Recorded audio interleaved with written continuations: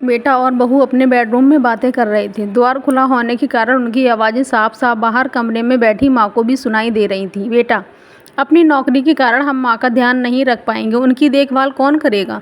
क्यों ना उन्हें वृद्धाश्रम में दाखिल करा दें। वहाँ उनकी देखभाल भी होगी और हम लोग भी कभी कभी उनसे मिलते रहेंगे। बेटे की बात सुन बहू ने जो कहा उसे सुनकर माँ की आंखों में आंसू आ गए।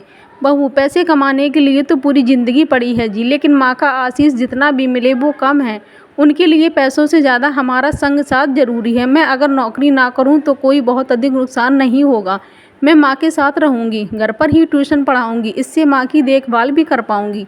याद करो, तुम्हारे बचपन में ही तुम्हारे पिता नहीं रहे और घरेलू काम धाम करके तुम्हारी माँ ने तुम्हारा पालन पोषण किया, तुम्हें पढ़ाया लिखाया, काबिल बनाया। तब उन्होंने कभी भी तुम्हें पड़ोसन के पास तक नहीं छोड़ा।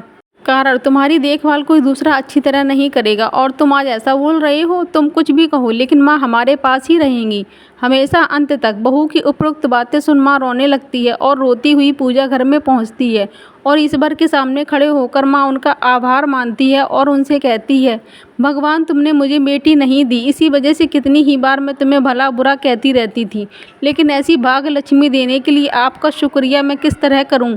ऐसी बहू पाकर मेरा तो जीवन सफल हो गया प्रभु। दोस्तों, पोस्ट अच्छी लगे तो लाइक और शेयर ज़रूर करें।